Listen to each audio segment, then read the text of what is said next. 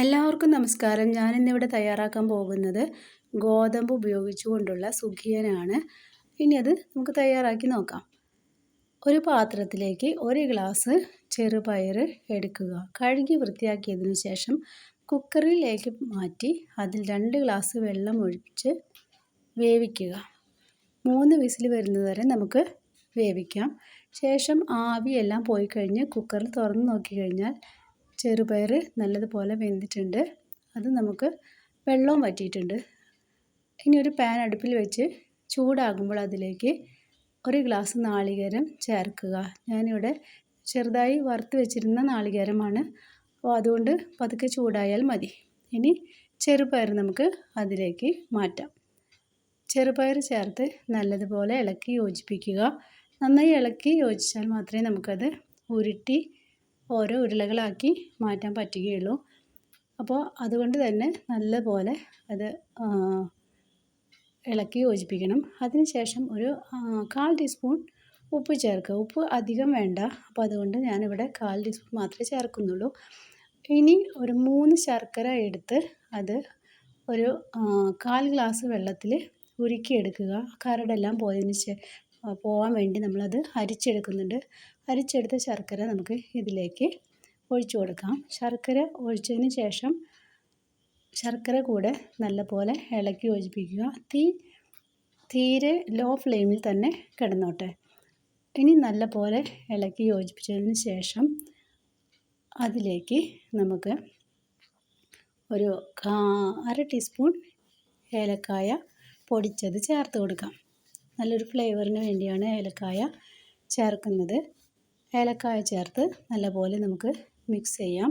നന്നായി മിക്സ് ചെയ്തെങ്കിൽ മാത്രമാണ് നമുക്കത് ഉരുളകളായിട്ട് എടുക്കാൻ പറ്റുള്ളൂ.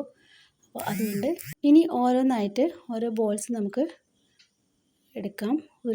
ഇതുപോലെ ഞാനിവിടെ ചെറുതായിട്ടാണ് ഉരുട്ടിയെടുക്കുന്നത്.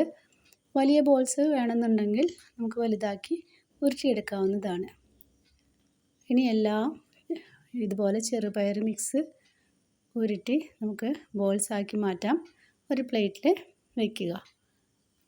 ഇനി നമുക്ക് ഒരു പാത്രത്തിലേക്ക് 1/2 ഗ്ലാസ് ഗോതമ്പ് പൊടിയെടുത്ത് അതിലേക്ക് 2 സ്പൂൺ അരിപ്പൊടി ചേർക്കുക.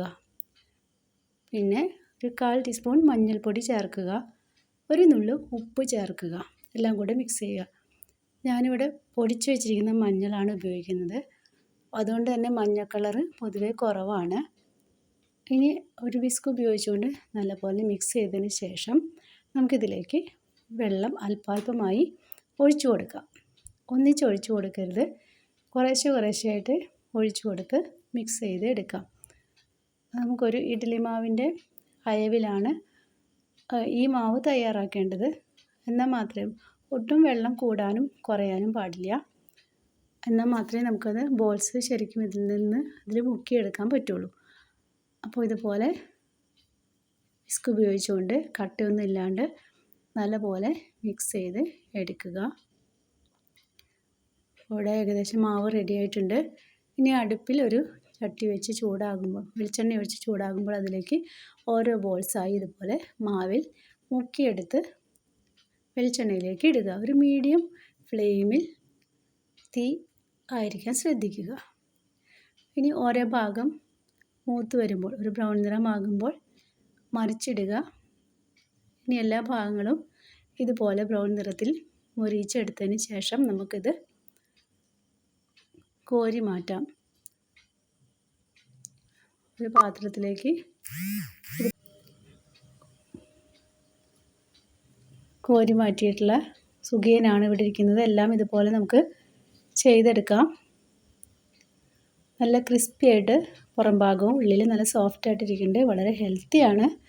ചെറുപയറും ഗോതമ്പുമാണ്. അപ്പോൾ എല്ലാവരും ട്രൈ ചെയ്ത് നോക്കുക. ഇഷ്ടപ്പെട്ടാൽ ലൈക്ക് ചെയ്യുക, കമൻറ്റ് ചെയ്യുക, ഷെയർ ചെയ്യുക, സബ്സ്ക്രൈബ് ചെയ്യുക. എല്ലാവർക്കും നന്ദി. നമസ്കാരം.